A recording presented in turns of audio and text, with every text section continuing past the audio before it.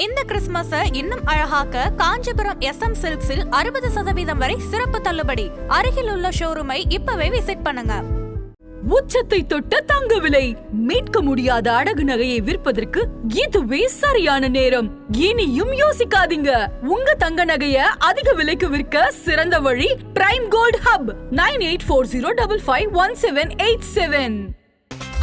No compromise. உங்க சைடுலயும் எங்க சைடுலயும். It's a GT promise. GT Holidays, South India's #1 travel brand. இந்த திருப்பரங்குன்றம் வழக்கு தொடர்பாக தீர்ப்பளித்த சென்னை உயர்நீதிமன்ற மதுரை கிளை நீதிபதி GR சுவாமிநாதன் அவர்களுக்கு எதிராக எதிர்க்கட்சிகள் பாராளுமன்றத்தில் ஒரு இம்பீச்மெண்ட் மோஷன் கொண்டு வரதுக்கான திட்டத்தில் இருக்கிறாங்க. அப்ப நீங்க தீர்ப்பு சொன்ன நீதிபதி முதல்ல தீர்ப்பு சிங்கிள் ஜட்ஜ் அவரை மட்டும் டார்கெட் பண்றீங்க. என்ன காரணம்? நீங்க அப்பீலுக்கு போனீங்க. இப்ப சுப்ரீம் கோர்ட்ல நாளைக்கு சுப்ரீம் கோர்ட்ல இல்ல இவங்க சொன்னது சரிதான், அந்த சிங்கிள் ஜட்ஜோட ஜட்ஜ்மெண்ட் கரெக்ட், நீங்க எக்ஸிகியூட்டிவ் அத்தாரிட்டிஸ் இதை எக்ஸிக்யூட் பண்ணணும் அப்படின்னு சொன்னா நீங்க உச்சநீதிமன்ற நீதிபதி இந்த 2 நீதிபதிகள் இவங்க எல்லாரும் மேலயும் போடுவீங்களா இம்பீச்மெண்ட்? நீதிமன்றத்துக்கு முன்னாடி ஹைகோர்ட்டுக்கு முன்னாடி போராட்டம், கம்யூனிஸ்ட் போராட்டம் நடத்துறாங்க. நீதிமன்றத்தை முற்றுகை போராட்டம்னு சொல்றாங்க. அந்த GR சுவாமிநாதனை பதவி நீக்கம் சொல்லி போஸ்டர் போட்டு பண்றாங்க. ஏன் அரசாங்கம் வாய மூடிட்டு வேடிக்கை பார்த்துட்டு இருக்கு? அப்ப நீங்க அரசியல் சாசன சட்டத்தெல்லாம் ஏற்க தயாரா இல்லையா? நாங்க கான்ஸ்டிடியூஷனை நம்ப மாட்டோம்னு சொல்லிட்டு பண்ணுங்க. தைரியம் இருக்கா? அவ்வளவு தைரியம் இருந்தா சொல்லி பாருங்க. திமுகவுடைய அமைப்பு செயலாளர் RS பாரதி அவர்கள் சொல்லும்போது, ஒருவேளை சுவாமிநாதனுடைய தீர்ப்பை நாங்க அமல்படுத்திட்டோம் அப்படின்னா மிகப்பெரிய ஒரு கலவரம் வந்திருக்கும். யாருங்க கலவரம் பண்றது? என்னோட இடத்துல, கோவிலுக்கு சொந்தமான இடத்துல தீபம் ஏத்துறது யாருக்கு கலவரம் பண்றதுக்கு? கலவரம் பண்ணா கலவரம் பண்றவன் தான் தப்பு. எந்த இடத்துலயாவது முஸ்லிம்கள் அந்த இடத்துல ஆர்ப்பாட்டம் பண்ணாங்க, ஏத்த கூடாதுன்னு போனாங்களா? எதுவும் கிடையாது. ஆனா நீங்க என்ன யார் மூலமா கலவரம் வரும்னு எதிர்பார்க்கறீங்க? தீபத்தூணே இல்ல, அது எல்லைக்கல் அப்படின்னு. அதான் எல்லைக்கல்லுன்னு சொன்னவங்க இன்னைக்கு பதில் சொல்ல, சர்வே கல்லை தூக்கிட்டு போய் மலையினுடைய உச்சியில வச்சிருக்காங்க. அந்த மலையில உச்சியில இருக்கக்கூடிய அந்த சர்வே கல்லுல சிற்பம் எல்லாம் செதுக்கி வச்சிருக்காங்க.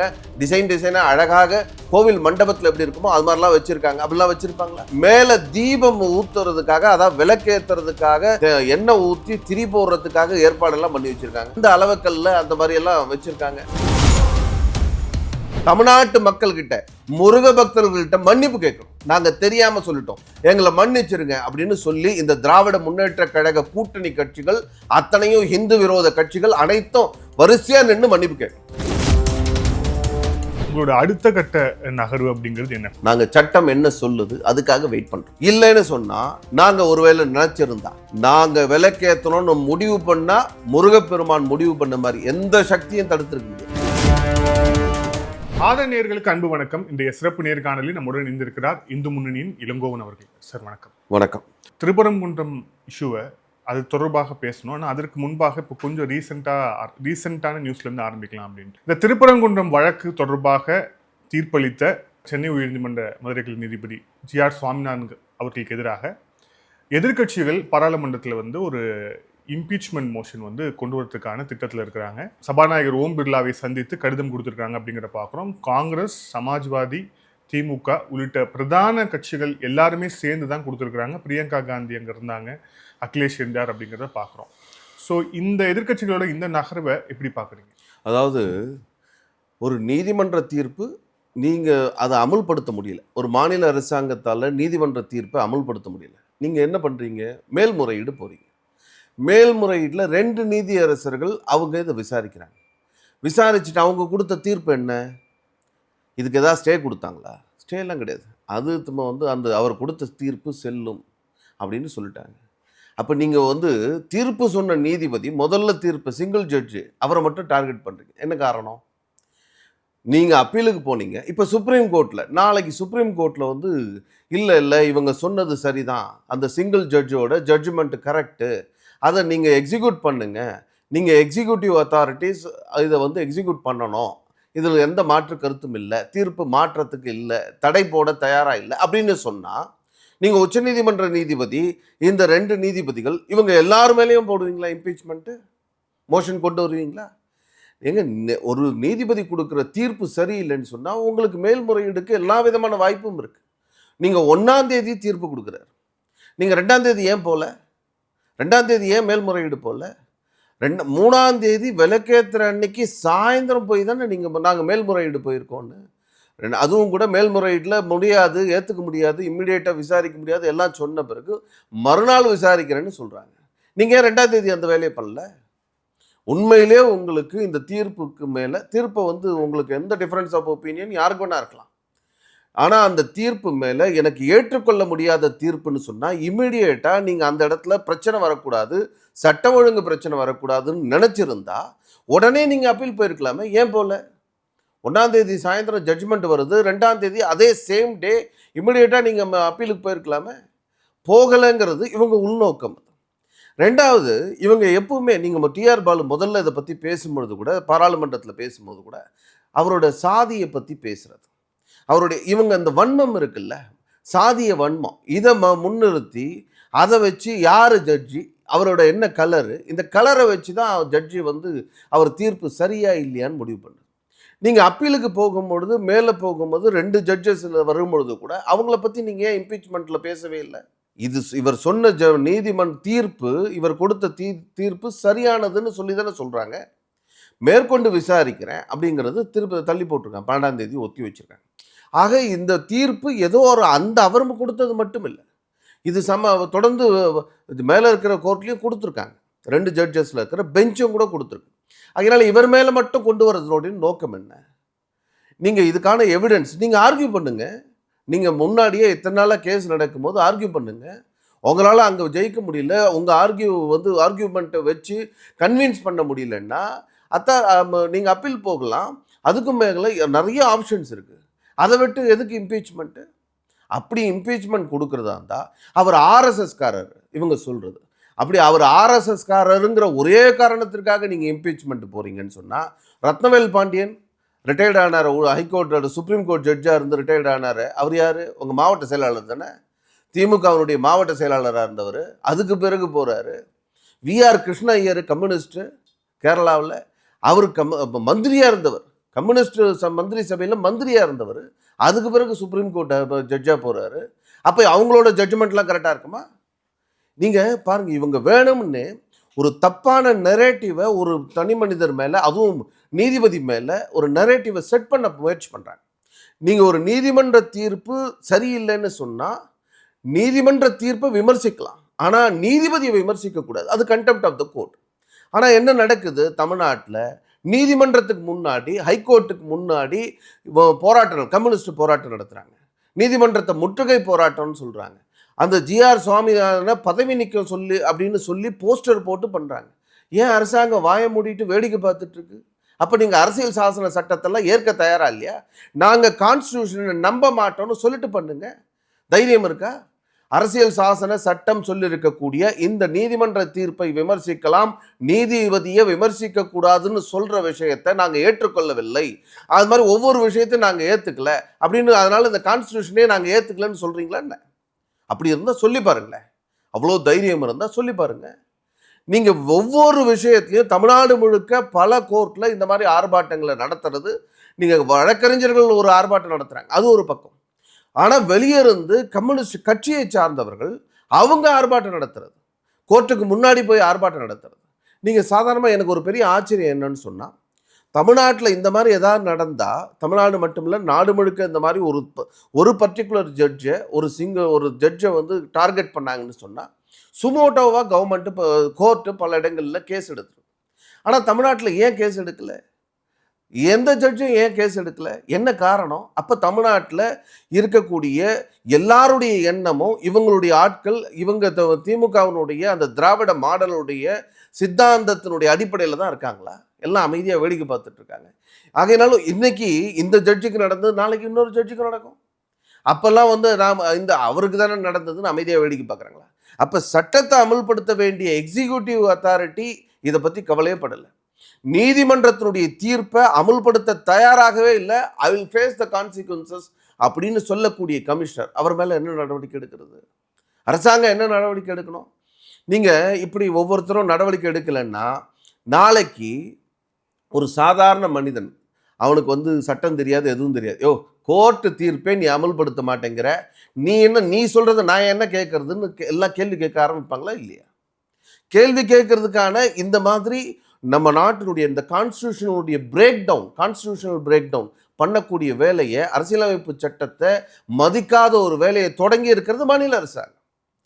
அதெல்லாம் பண்றதெல்லாம் பண்ணி முடிச்சுட்டு நீங்க பார்லிமெண்ட்ல போய் நீங்க முதல் நாள் டிஆர் பாலு பேசும்பொழுதே நம்மளுடைய சபாநாயகர் பேசுனது, கிரண் ரிஜிஜு பேசுனது, அதுக்கு அடுத்தது எல் முருகன் அதுக்கு சரியான ஒரு ஃபிட்டிங் ரிப்ளை கொடுத்தது, இதெல்லாம் நடந்து அவர் மூக்கூடப்பட்டாங்க. யாரு? TR Balu and DMK group வந்து திராவிடியா குரூப்ஸ் வந்து மூக்கூடப்பட்டது.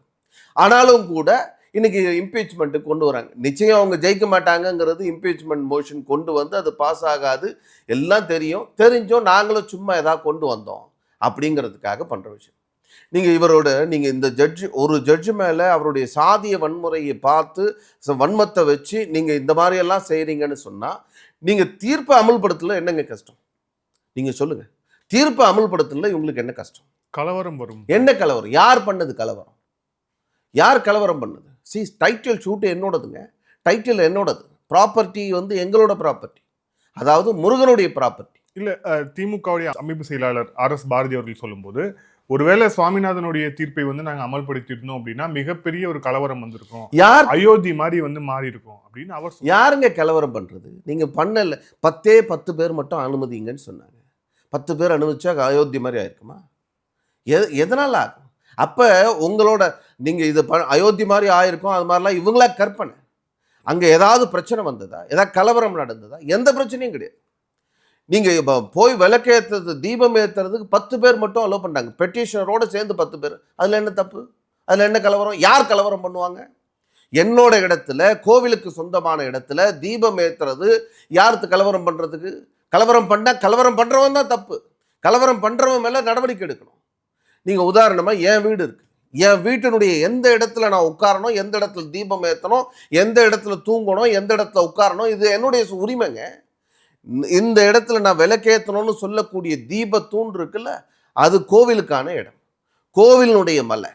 அந்த மலையில ஏத்துறதுக்கு நீ யார் தடுக்கிறது? யார் கலவரம் பண்ணுவான்? அந்த கலவரம் பண்றவனை கைது பண்றதை விட்டுட்டு, அவனை அடக்கிறத விட்டுட்டு, இந்த இடத்துல வந்து நீங்க போனா கலவரம் வரும்னு யாரை ஏமாத்துறீங்க? நீங்க ஏதாவது கலவரம்னு சொன்னீங்கல்ல, 144 போடுற வரைக்கும் அங்க ஏதாவது மக்கள் ஏதாவது எதிர்ப்பு தெரிவிச்சாங்களா? எல்லாரும் சந்தோஷமா அந்த இடத்துல விளக்கேற்ற போறாங்க, தீபத்தை பார்க்கறதுக்காக எல்லாரும் வந்து நிக்கிறாங்க. யார் எதிர்ப்பு தெரிவிச்சா? யார் போராட்டம் பண்ணாங்க? விளக்கேற்றணும் தான் போராட்டம் நடந்தது. யாரும் அங்க ஒண்ணு நீங்க எல்லாரையும் மேலே ஏற்றணும்னு கூட சொல்லல. அங்க தீர்ப்பு, நீதிமன்ற தீர்ப்பு என்ன? கோவில் நிர்வாகம் ஏற்றணும்னு சொல்லுச்சு. ஏன் கோவில் நிர்வாகம் ஏத்தல?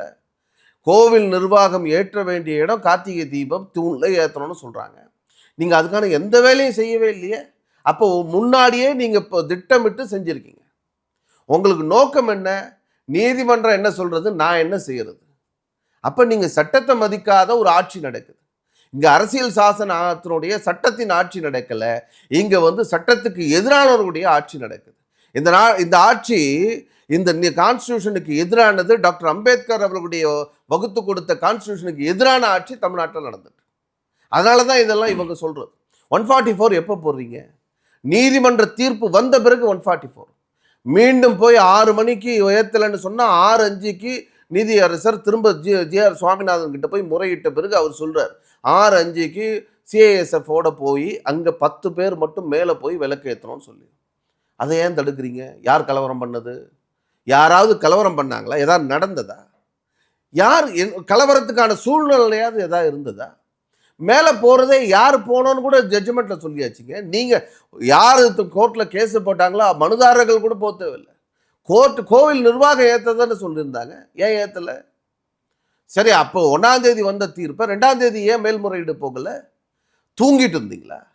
அப்போ கலவரம் வரணும்னு ஆசைப்பட்டீங்களா? கலவரத்தை நீங்களே உருவாக்கணும்னு முயற்சி பண்ணீங்க, அங்கே நடக்கலை. ஏதாவது ஒரு பிரச்சனையை 4 பேர் அடிக்கிறது, 4 பேரை தள்ளி விடுறது, அது மூலமாக ஏதாவது திரும்ப கேள்வி கேட்பாங்க, அது பிரச்சனையாகும், லட்டி சார்ஜ் பண்ணுவோம், உடனே அது கலவரமாகும். அதனால தான் 144 போட்டோம் இப்படின்னு அரசாங்கம், காவல்துறை முயற்சி பண்ணதெல்லாம் அன்னைக்கு நடக்கலை. ஏன்னா கடைசி வரை கெஞ்சிட்டு இருக்காங்க. பெட்டிஷனர் போய் கெஞ்சுறார். பெட்டிஷனரோட 10 பேர் சேர்ந்து நின்று அட்வொகேட்ஸ் எல்லாம் கெஞ்சுறாங்க. சார், விளக்கேற்றுறதுக்கு நீதிமன்ற தீர்ப்பு இருக்கு சார், நீதிமன்ற தீர்ப்பினுடைய இறுதியான இதான். நீங்க இல்லை நான் மேல்முறையீடு மேல்முறையீடு போயிருக்கீங்கன்னா ஸ்டே வாங்கியிருக்கீங்களா? ஸ்டே வாங்காத வரைக்கும் யார் வேணா மேல்முறையீடு போகலாம். ஸ்டே வாங்காத வரைக்கும் லாஸ்ட் ஜட்ஜ்மெண்ட் எது? இதான், போய் விலக்கேற்றணுங்கிறது தான் லாஸ்ட் ஜட்ஜ்மெண்ட். அதுதான் இருக்குது. நீங்கள் இம்ப்ளிமெண்ட் பண்ணணும், எக்ஸிக்யூட் பண்ணணும், அதுதான் உங்கள் வேலை. அப்படி பண்ணலைன்னு சொன்னால் உங்கள் மேலே கண்டெம்ட் ஆஃப் த கோர்ட் வரும் sir. I will face it அப்படின்னு சொல்கிறார். அப்போ இன்டென்ஷனலாக காவல்துறை, அங்கே இருக்கக்கூடிய மாவட்ட கலெக்டர், அங்கே இருக்கக்கூடிய அதிகாரிகள் எல்லாம் சேர்ந்து நீதிமன்ற தீர்ப்பை அமுல்படுத்தக்கூடாது அப்படின்னு முடிவு செஞ்சு பண்ணுது. எந்த இடத்துலையாவது முஸ்லீம்கள் வந்து அந்த இடத்துல ஆர்ப்பாட்டம் பண்ணாங்களா? ஏற்றக்கூடாதுன்னு போனாங்களா? எதுவும் கிடையாது. ஆனால் நீங்கள் என்ன யார் மூலமாக கலவரம் வரும்னு எதிர்பார்க்குறீங்க? யாரோட இடத்துல, தர்கா இடத்துல போய் விளக்கேற்ற போகிறாங்களா? அதுவும் கிடையாது. கோவிலுக்கு சொந்தமான இடத்துல விளக்கேற்றுறாங்க. கோவிலுக்கு சொந்தமான தீபத்தூணில் விளக்கேற்ற போகிறாங்க. தர்காவுக்கு அதுக்கும் 50 மீட்டர் இருக்குது. இது ஒரு பீக்கில் இருக்குது, அது தீபத்தூண் ஒரு பீக்கில் இருக்குது. உங்களுக்கு என்னங்க கஷ்டம்? போலீஸ்க்கு, காவல்துறைக்கு, கவர்மெண்ட்டுக்கு இதில் என்ன கஷ்டம்?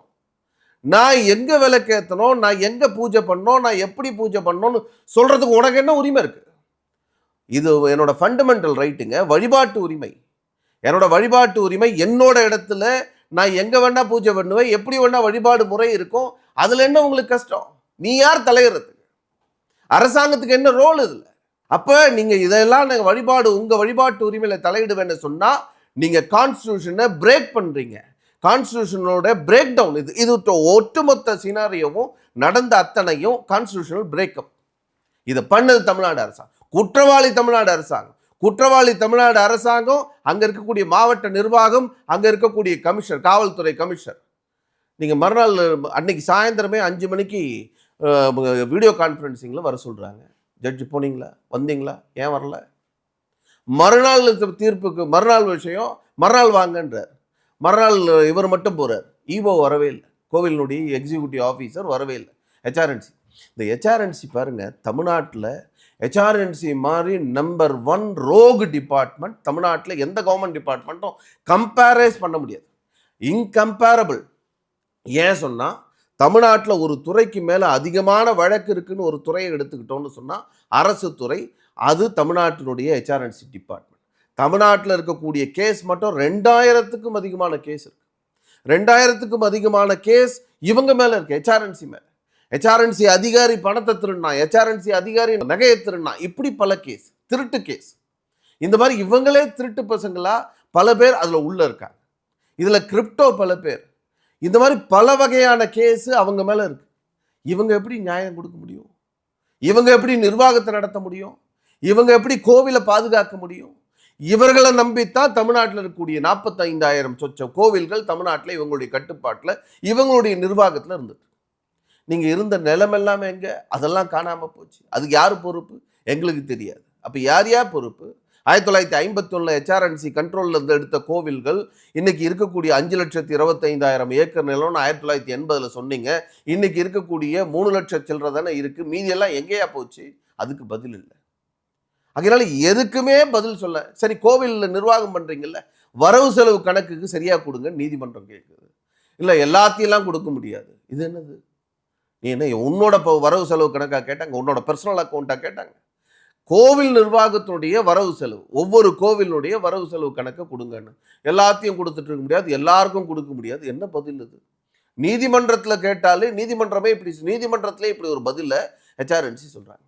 அதனால் பணத்தை கொள்ளையடிக்கக்கூடிய, ஆலயங்களை அழிக்கக்கூடிய துறையாக இந்த அறநிலைத்துறை, அந்த அறநிலைத்துறையில் வேலை செய்யக்கூடிய ஈஓ, எக்ஸிக்யூட்டிவ் ஆஃபீஸர், நான் கோவிலுக்கு நீதிமன்றத்தில் வந்து பதில் சொல்ல முடியாது, வீடியோ கான்ஃபரன்சிங்கில் வரலை, நீதிமன்றம் சொன்னாலும் நான் வர முடியாதுங்கிற அளவுக்கு என்ன பண்ணுற முடியுங்கிற நிலையில் இவங்க இருந்துட்டு இருக்காங்க. இதில் இப்போ இந்த வழக்கு இப்போ நடந்துட்டு இருக்கக்கூடிய விஷயங்கள் இதெல்லாம் தாண்டி அடிப்படையில் நிறைய கேள்விகள் இருக்கு. குறிப்பாக வந்து நம்ம இந்த இஷ்யூ ஜனவரியிலேருந்து அந்த தொடங்கினாலும் கூட அப்பையிலேருந்தே இது வந்து எப்படி வந்து தர்கா அங்கே வந்துச்சு, சிகந்தர் ஷாவுடைய தர்கா அங்கே எப்படி வந்துச்சு, அவருடைய சமாதி வேற எங்கேயோ இருக்குன்னு சொல்கிறாங்களே, இங்கே எப்படி வந்துச்சு, உண்மையிலே இது கோயிலுக்கு சொந்தமான இடம் தானா, மேலே காசி விஸ்வநாதர் கோயில் இருக்குன்னு சொல்கிறாங்களே, என்னென்னா ஸோ ஹிஸ்டாரிக்கலாக இப்போ ஆனால் வந்து நம்ம ஜிஆர்எஸோடைய ஜட்ஜ்மெண்ட்டில் 1923 அவர் வந்து கொடுக்குறார், வழக்கு நடந்தது எல்லாத்தையும் சொல்கிறார்.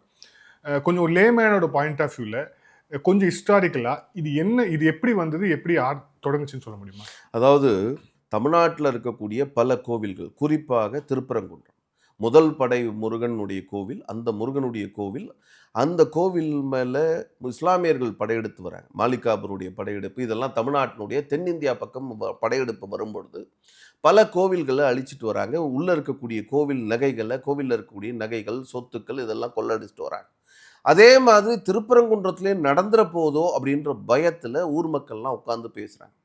அப்படி உட்கார்ந்து பேசும்பொழுது இந்த கோவிலை பாதுகாக்கணும்னு சொன்னால் என்ன பண்ணுறது அப்படின்னு சொல்லி அந்த ஊரில் பேசுகிறாங்க. அப்படி ஒவ்வொரு ஊர்லேயும் பெரிய கோவில்களை, நம்ம ஊர் கோவில்களை, நம்முடைய இலக்கிய காலம், சங்க இலக்கிய காலம் தொட்டு 5000 ஆண்டுகளுக்கு பழமையான கோவில்களை பாதுகாக்கிறது நம்ம கடமைன்னு ஊர் மக்கள் உட்கார்ந்து பேசுகிறாங்க. அப்படி இன்னைக்கெல்லாம் அதெல்லாம் பேச முடியாது. ஏன்னா HRNC ஊர் மக்கள்லாம் உள்ளே சேர்க்கறது இல்லை. ஏன்னா HRNC நான் தான் ஓனரு, நான் தான் பார்த்துப்பேன், நீ எல்லாம் வெளியே போகணும்னு சொல்கிறதுனால மக்கள் யாரும் அதை பற்றி இது என்னோட கோவில்னு ஓன் பண்ணிக்காமல் போனதுனால இன்றைக்கி HRNC உட்காந்து நாட்டாமல் பண்ணிட்டு இருக்காங்க. அதனால அவங்க அந்த மாதிரி ஊர் மக்கள்லாம் உட்காந்து எப்படி இந்த கோவிலை பாதுகாக்கிறது அப்படிலாம் சொல்கிறாங்க. அதே நேரத்தில் மதுரைக்கு படையெடுத்து போகிறாங்க. மதுரையில் போய் அங்கே இருக்கக்கூடிய கோவில், அங்கே இருக்கக்கூடிய மூலவராக இருக்கக்கூடிய சிவலிங்கத்தை உடைக்கிறாங்க. இன்றைக்கும் கூட நம்ம மதுரைக்கு போனால் பார்க்கலாம், மாலிகாபூர் படையெடுப்பின் பொழுது உடைக்கப்பட்ட சிவலிங்கம் அப்படின்னு சொல்லி எம்ஜிஆர் ஆட்சி காலத்தில் எழுதப்பட்டிருக்கு. இன்னைக்கும் கூட வச்சுருக்காங்க, அந்த போர்டு அப்படியே வச்சுருக்காங்க. நல்ல வேலை திராவிடிய மாடல்ஸு அப்படின்னு சொல்லி அதை கூட தூக்காமல் வச்சுருக்காங்களேங்கிறது பெரிய விஷயம். அதை வச்சுருக்காங்க, பார்க்க முடியும். அந்த மாதிரி தமிழ்நாட்டில் பல ஸ்ரீரங்கத்தில் நடந்த சம்பவம் இப்போ 40 வருஷமாக 48 வருஷமாக கோவிலில் சுவாமி இல்லை, வழிபாடு இல்லை, இப்படிலாம் இருந்தது. அதே மாதிரி வேலூரில் ஜலகண்டேஸ்வரர் கோவில், அந்த கோவிலில் வழிபாடு இல்லாமல் இருந்தது. 1982 இந்து முன்னணியினுடைய முயற்சியால் அந்த கோவிலில் கொண்டு வந்து வச்சோம்.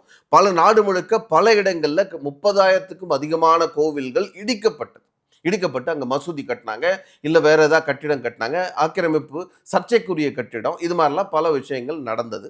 அதே மாதிரி தமிழ்நாட்டில் இந்த கோவில் மேலே படையெடுத்து வரும்பொழுது அங்கே இருக்கக்கூடிய ஊர் மக்கள் உட்கார்ந்து பேசுகிறாங்க. பேசும்பொழுது ஒரு சின்ன பையன் இதை கவனிச்சுட்டு இருக்கான், என்ன பேசுகிறாங்க, எப்படி இதை தடுக்குது, அவன் ஒரு பெரிய படையோடு வரானே எப்படி தடுக்கிறதுன்னு பேசிகிட்டு இருக்கும் பொழுது, எப்படியாவது இந்த கோவிலை தாக்குறதுலேருந்து பாதுகாக்கணும்.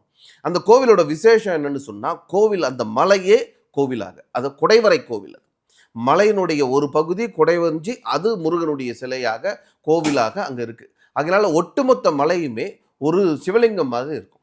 அதனால தான் மேலே காசி விஸ்வநாதர் கோவில் இருக்கும், அதுக்கும் மேலே உயரத்தில் கல்லத்தின்னு ஒரு மரம், அந்த கோவிலினுடைய ஸ்தல விருட்சம், அதுக்கு பேர் கல்லத்தின்னு பேர். அந்த மரம் தான் இந்த கோவிலுடைய, அது ஒரு பெரிய குடை மாதிரி விரிஞ்சிருக்கும்.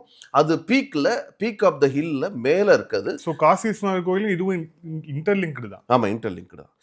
இதே மாதிரி காசி விஸ்வநாதருக்கு பூஜை இல்லை. காசி விஸ்வநாதருக்கு HRNC, அதாவது நம்முடைய கோவில் நிர்வாகம் பூஜை பண்ணுறது. ஏன் பூஜை பண்ணுறதுன்னு சொன்னால், அந்த கோவில் ஒட்டுமொத்தமாக மலையே கோவிலாக சுவாமியாக முருகனாக இருக்கிறதுனால முருகன் சிவனுக்கு பூஜை பண்ணுறதாக ஐதீகம். எப்படி நம்ம திருச்செந்தூர் முருகன் கோவிலுக்கு கீழே ஒரு சின்ன குறுகலான வழி இருக்கும், கீழே அங்கே சிவலிங்கம் இருக்கும், அந்த சிவலிங்கத்துக்கு பூஜை இல்லை. ஏன் பூஜை இல்லைன்னு சொன்னால், முருகப்பெருமான் சிவலிங்கத்துக்கு பூஜை பண்ணுறதுனால மனிதர்கள் நாம் யாரும் பூஜை பண்ணுறதில்லை. அப்படிங்கிறதுனால நாம் அதே மாதிரி இந்த காசி விஸ்வநாதருக்கும் பூஜை இல்லாமல் இருக்கக்கூடிய இடம். அந்த இடத்துல சுனை இருக்குது, நீர் இருக்கும், நல்ல நீர் இருக்குது. அதே மாதிரி இப்படி பல விஷயங்கள் அதில் இருக்குது. இந்த கோவில் விஷயத்தில் இப்படியெல்லாம் இருக்கக்கூடிய கோவிலை நாம் எப்படி பாதுகாக்கிறதுன்னு சொல்லி இந்த ஊர் மக்கள் பேசுகிறாங்க. பேசும்பொழுது ஒரு பையன் அதை கேட்டே இருக்கான். அவன் பேர் குட்டின்னு பேர். அந்த பையன் கேட்டுட்டு இந்த கோவிலை பாதுகாக்கணும்னா என்ன பண்ணுறதுன்னு ஊர் மக்கள் பேசுறது. அப்போ அங்கே வரக்கூடிய படையெடுத்து வரக்கூடிய அந்த இஸ்லாமிய முகலாயர்களுக்கு ஒரு பயம் என்னன்னு சொன்னால், பேய் ஒலாத்தது அப்படின்னு சொன்னால் அவங்களுக்கு ஒரு சைத்தான் ஒலாத்ததுன்னு சொன்னால் ஒரு பயம் இருக்கும் அப்படின்னு. அது என்ன எப்படின்னு, யாராவது தற்கொலை இந்த மாதிரி துர்மரணம் நடந்துட்டால் அதை பார்த்துட்டு அந்த இடத்துக்கு வரமாட்டாங்க அப்படின்னு சொல்கிறத பற்றி அந்த ஊர் மக்கள் பேசுகிறாங்க. கேட்ட உடனே இந்த பையன் வேகமாக ஓடி போய் அந்த கோபுரத்தினுடைய உச்சியில் போய் நின்று அங்கேருந்து கீழே விழுந்து ஓம் நமச்சிவாயான்னு சொல்லி கீழே விழுந்து சாகிறான். வெற்றிவேல் முருகனுக்கு அரோகரான்னு சொல்லி கீழே விழுந்து சாகிறான். செத்த உடனே இந்த பையன் இறந்த உடனே ஊர் மக்கள்லாம் ஐயோ கோவிலுக்காகவே உயிரை கொடுத்துட்டேன்னு சொல்லி அப்புறம் மாலிகாபூர் படையெடுத்து வராங்க. அந்த செய்தி கேள்விப்பட்டு இல்லை இந்த இடத்துல வந்து ஏற்கனவே ஒரு பையன் இறந்து போயிருக்கான், இது சைத்தான் இருக்கிற இடம் அப்படின்னு சொன்னோன்னா கோவில் வழிபாடுலாம் கிடையாது, சைத்தான் இதுவானது அப்படின்னு அந்த படை வந்து திருப்பரங்குன்றத்து மேலே தாக்குதலை நடத்தாமல் வழி மாறி வேறு இடத்துக்கு போகிறாங்க. அப்படி பாதுகாக்கப்பட்ட அந்த கோவில் முதல் படை வீடு, முருகப்பெருமானுடைய வீடு, அந்த ஒருவருடைய சிறுவனுடைய உயிரிழப்பால் பலிதானத்தால் இன்னைக்கும் நாம் அந்த கோவிலை பார்க்க முடிகிறது, வழிபாடு பண்ண முடியுது. அப்படி பாதுகாக்கப்பட்ட அந்த மலை கோவில், அந்த மலை கோவிலில் அதுக்கு பிறகு சுல்தான்களுடைய ஆட்சி மதுரையில், இந்த சுல்தான்களுடைய ஆட்சியை ஒழிக்கணுங்கிறதுக்காக மதுரா விஜயம்னு ஒரு புத்தகம், அந்த மதுரா விஜயத்தில் கம்பண்ண உடையார் அவருடைய சகோதரி அவங்க இந்த கோவிலுடைய நிலையை பற்றி எழுதுகிறாங்க. அந்த கோவிலுடைய எல்லா மாட வீதிகளையும் சந்தனமும் குங்குமமும் அதே மாதிரி விபூதியும் இதெல்லாம் வாசனை மனம் கமிழக்கூடிய சாலைகள், அந்த 4 மாட வீதிகளும் இன்னைக்கு ரத்தமும் சதையுமாக ஆறா ஓடுது. ஆகையினால் அவ்வளோ மோசமாக போச்சு, வழிபாடு இல்லை, பாழடைஞ்சு கிடக்குது.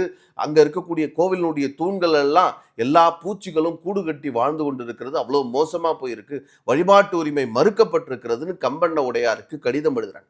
அந்த கம்பண்ண உடையார் இதை பார்த்த உடனே ஒற்றர்களை அனுப்பிச்சு நிலவரம் எல்லாம் பார்த்து அதுக்கு பிறகு படையெடுத்து வந்து அந்த சுல்தான்கள்கிட்ட இருந்து அந்த மதுரை மீனாட்சி அம்மன் கோவில் உட்பட மதுரை நகரத்தை மீட்டு அதுக்கு பிறகு கோவிலை திறந்து விடுறார். மக்கள்லாம் தரிசனம் பண்ண ஆரம்பிக்கிறாங்க.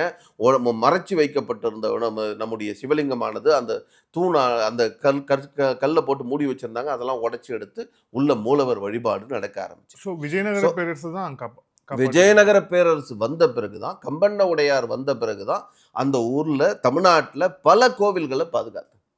குறிப்பா இந்த பாண்டிய மன்னர்களுடைய ஆட்சிக்கு பிறகு நடந்த இஸ்லாமியர்களுடைய படையெடுப்பு, சுல்தானர்களுடைய ஆட்சி, அந்த காலத்தில் பல கோவில்கள் பாதிக்கப்பட்டு மிக மோசமாக இருந்த இடம் தெரியாமல் இல்லாமல் போனதெல்லாம் மீண்டும் உருவாக்குனது, பாதுகாத்தது, அதை பராமரித்தது அத்தனையும் விஜயநகர சாம்ராஜ்யம்.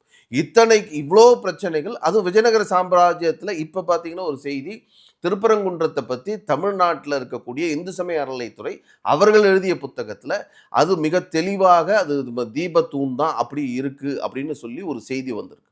விஜயநகர சாம்ராஜ்யத்தின் காலத்தில் அந்த இடத்துல தூண் இருக்குது. அதே மாதிரி அங்கே நம்முடைய ஆஞ்சநேயருடைய படம் அது செதுக்கப்பட்டிருக்கு, சிற்பமானது செதுக்கப்பட்டிருக்கு. இந்த மாதிரி பல விஷயங்களை, அது தீபத்தூணே இல்லை, அது எல்லைக்கல் அப்படின்னு. அதான் எல்லைக்கல்லுன்னு சொன்னவங்க இன்னைக்கு பதில் சொல்லணும்.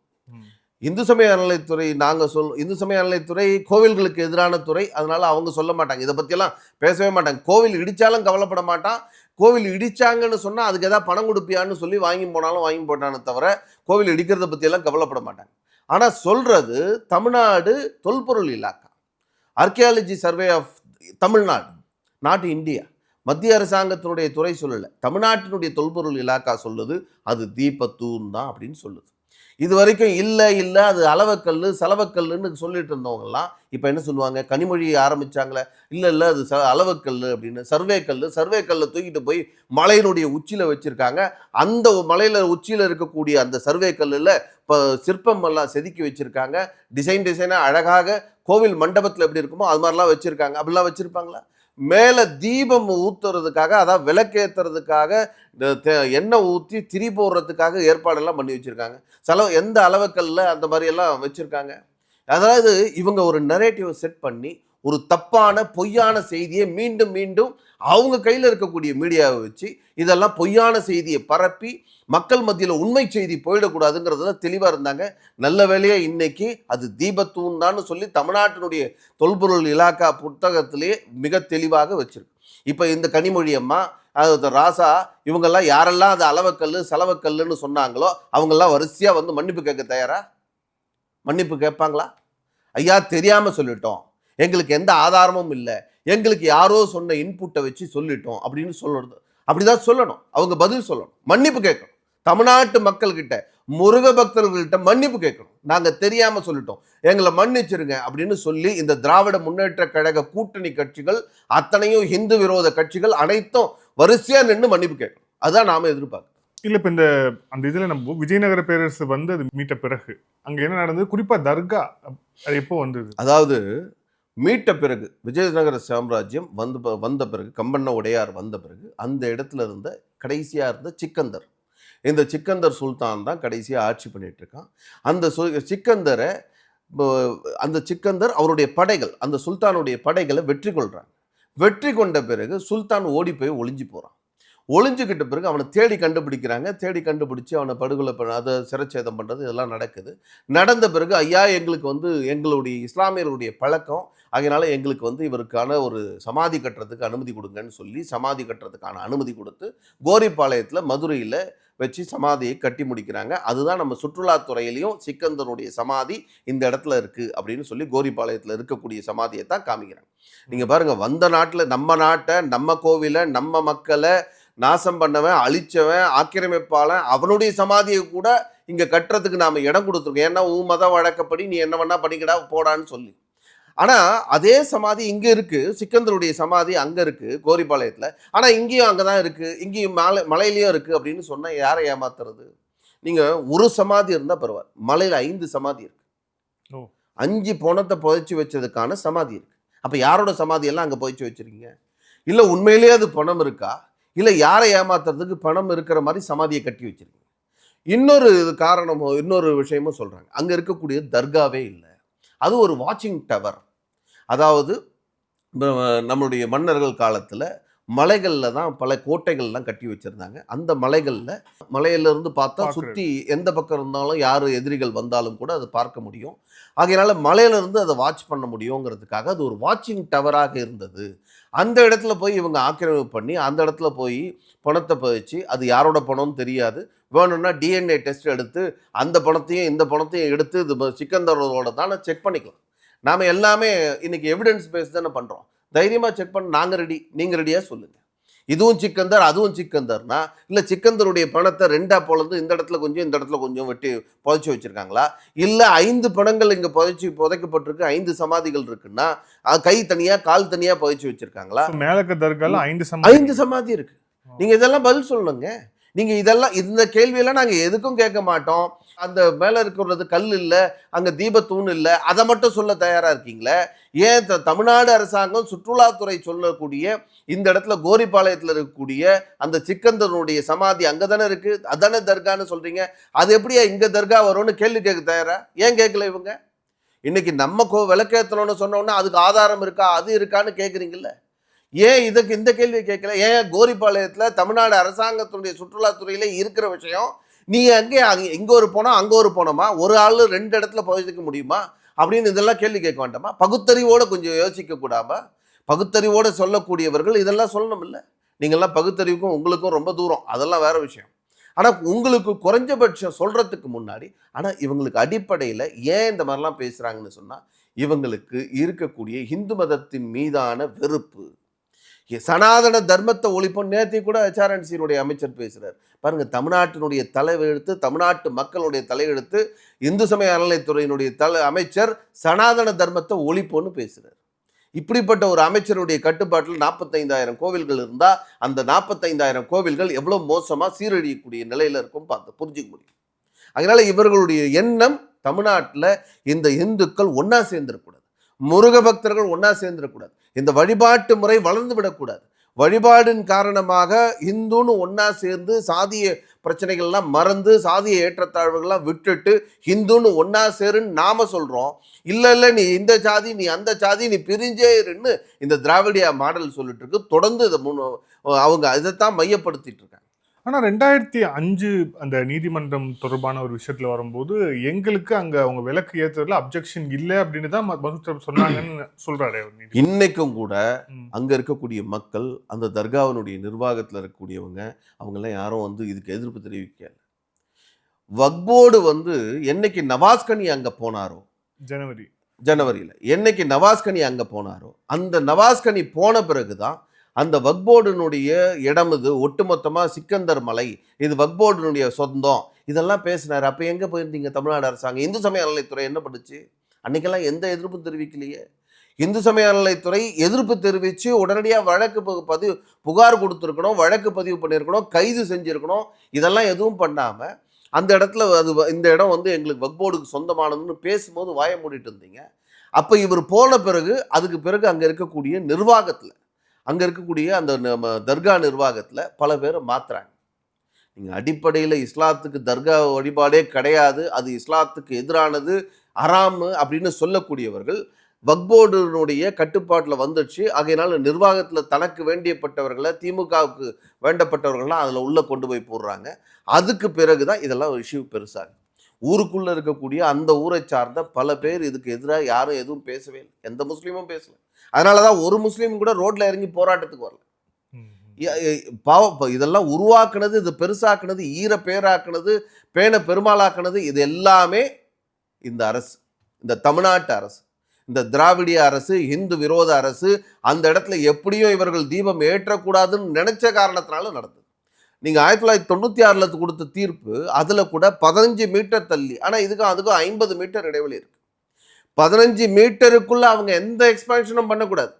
இப்ப தர்கா இருக்குல்ல, அதுல இருந்து 15 மீட்டர் அதுக்குள்ளதான் இருக்கணும். அதுக்கு மேல எந்த எக்ஸ்பான்ஷனும் இருக்கக்கூடாது. எந்த விதமான புதிய கட்டுமானமும் பண்ணக்கூடாது. இதெல்லாம் ரொம்ப தெளிவான தீர்ப்பு, பிரிவியூ கவுன்சில் தீர்ப்பு. ஆனா இதெல்லாம் எதை பத்தியெல்லாம் கவலையப்படாம நாங்கள் ஏதோ அந்த இடத்துல போய் தர்காவுனுடைய இடத்துல போய் விளக்கேற்றுறதுக்கு மக்கள் கேட்குற மாதிரியும், முருக பக்தர்கள்லாம் அந்த இடத்துல தான் ஏற்றுறோன்னு சொன்ன மாதிரியும் இவங்க வேண்டுமென்றே இதை சித்தரிக்கின்றார்கள். இவங்களுடைய நோக்கம் ரொம்ப தெளிவு. தமிழ்நாட்டில் இந்துக்களுக்கு எதிராக இந்த சனாதன தர்மத்தை ஒழிக்கணுங்கிறது தான் இவங்களுடைய நோக்கம். அதைத்தான் கொஞ்சம் கொஞ்சம் செயல்படுத்த முயற்சி பண்ணுறாங்க. இந்துக்களுடைய தொடர் எதிர்ப்பின் காரணமாக அதனால் அவங்க முடியல. நீதிமன்றமும் இதுக்கு தீர்ப்பு கொடுத்துருக்கு. நீதித்துறை முழுமையாக விசாரித்து நீங்கள் சொன்ன மாதிரி ஜிஆர் சுவாமிநாதன் அவர்கள், ஜஸ்டிஸ் ஜிஆர் சுவாமிநாதன் கொடுக்குற ரிப்போர்ட்டில், அவரோட ஜட்ஜ்மெண்ட்டில் மிக தெளிவாக 20 தொடங்கி ரிவ்யூ கவுன்சில் தொடங்கி 996 ஜட்ஜ்மெண்ட்டு, அதுக்கு பிறகு 2017 எல்லாத்தையும் குறிப்பிட்டிருக்காரு. அதனால இதில் ஏதாவது டிஸ்பியூட் இருந்தால் நீங்கள் மேலே போகலாமே தவிர, ஆனால் லாஸ்ட் ஜட்ஜ்மெண்ட் என்ன இருக்கோ அதுபடி நீங்கள் செயல்பட்டுருக்கணும். செயல்பட தவறி இருக்கீங்க. ஜனநாயக ரீதியாக அரசியலமைப்பு சட்டத்தை நீங்கள் மதிக்க தவறி இருக்கீங்க. ஆகையினால் நீங்கள் இந்த அரசாங்கம் இன்னும் கூட ஆளுங்கட்சி கட்சியாக நீடிக்க தகுதி இல்லாத அரசாங்கம். ஆகையினால ராஜினாமா செய்யணும். ஸ்டாலின் அவர்கள் ராஜினாமா செய்யணும். HRNC அமைச்சராக இருக்கக்கூடிய நம்முடைய சேகர் பாபு அவர்கள் சனாதன தர்மத்தை ஒழிப்போன்னு சொல்லக்கூடிய கூட்டத்தை சார்ந்தவராக இருக்கிறதுனால அவருடைய தலைமையில் கோவில்கள் நாசமாகி கொண்டு இருக்கிறது. ஆகையினால அவரும் ராஜினாமா செய்யணுங்கிறது தான் நம்முடைய எதிர்பார்ப்பு. இந்த நேர்காணல் இறுதியான கேள்வி, உங்களோட அடுத்த கட்ட நகர்வு அப்படிங்கிறது என்ன? குறிப்பாக இந்து அமைப்புகள், ஏன்னா இப்போ நீங்க இன்னைக்கு தமிழக ஆளுநர் RN ரவி அவர்களை சந்தித்து பேசிட்டு வந்திருக்கீங்க. அடுத்த கட்டமா இது எப்படி நகர்வு? நாங்கள் சட்டத்தை மதிக்கக்கூடிய உங்களெல்லாம் லா அபைடிங் சிட்டிசன்ஸ். நாங்கள் சட்டம் என்ன சொல்லுது அதுக்காக வெயிட் பண்ணுறோம். இல்லைன்னு சொன்னால் நாங்கள் ஒருவேளை நினச்சிருந்தா, அதே இடத்துல விளக்கேற்றணும்னு நினச்சிருந்தா எந்த சக்தியும் எங்களை தடுத்துருக்க முடியாது. அதையும் சொல்கிறோம். நாங்கள் விளக்கேற்றணும்னு முடிவு பண்ணால் முருகப்பெருமான் முடிவு பண்ண மாதிரி எந்த சக்தியும் தடுத்துருக்க முடியாது. ஆனால் நாங்கள் அப்படி பண்ணலை. சட்டப்படி போகணுங்கிறதுக்காக 96 தொடங்கி 2025 வரைக்கும் சட்ட ரீதியான போராட்டத்தை கையில் எடுத்திருக்கோம். அதே மாதிரி ஒவ்வொரு ஆண்டும் நாங்கள் போய் நீதிமன்றம் போகிறோம் ஒரு பக்கம், இன்னொரு பக்கம் அந்த இடத்துல கார்த்திகை தீபத்துக்கு முன்னாடி போய் நாங்கள் ஆர்ப்பாட்டம் பண்ணுறோம். ஐயா, எங்களுக்கு நீதிமன்ற தீர்ப்பை 96 நீதிமன்ற தீர்ப்பை அமுல்படுத்து. ஏன்னா கோவில் நிர்வாகம் தான் விளக்கேற்றணும்னு சொல்கிறாங்க. நீ போய் விளக்கேற்று நாங்கள் பார்க்குறோம் ஏன் அப்படின்னு சொல்லி ஆர்ப்பாட்டம் பண்ணுறோம். அதனால் சட்டத்தை மதிக்கிறதுனால தான் நாங்கள் இதை பண்ணியிருக்கோம். அதே சட்டம் நிச்சயமாக எங்களுக்கு சாதகமாக, தமிழ்நாட்டு முருக பக்தர்களுக்கு சாதகமாக, தமிழ்நாட்டில் இருக்கக்கூடிய இந்துக்களுக்கு சாதகமாக, ஆன்மீக பெரியவர்களுடைய சாதகமாக இந்த தீர்ப்பு நிச்சயம் வரும். அதே இடத்துல தீபம் ஏற்றியே தீருவோம். அது எந்த சக்தியாலும் தடுக்க முடியாது. அது ஜனநாயக ரீதியாக நாங்கள் செய்வோம். இவங்கள மாதிரி ஜனநாயகத்துக்கு எதிராக அரசியலமைப்பு சட்டத்தை குழிதோண்டி புதைத்து இந்த தடுக்கிற வேலையில் ஈடுபட்டாங்களே, அது மாதிரிலாம் நடக்க போகிறது இல்லை. நாங்கள் ஜனநாயகப்படி நடக்க போகிறோம். சட்டத்திற்காக சட்டத்தினுடைய கதவுகள் என்றைக்கு திறக்கிறதோ, என்றைக்கு அனுமதி கொடுக்கிறதோ அதுவரை காத்திருக்க தயாராக. நன்றி sir. Political bulletin. Thank you sir. Thank you so much. நன்றி, வணக்கம்.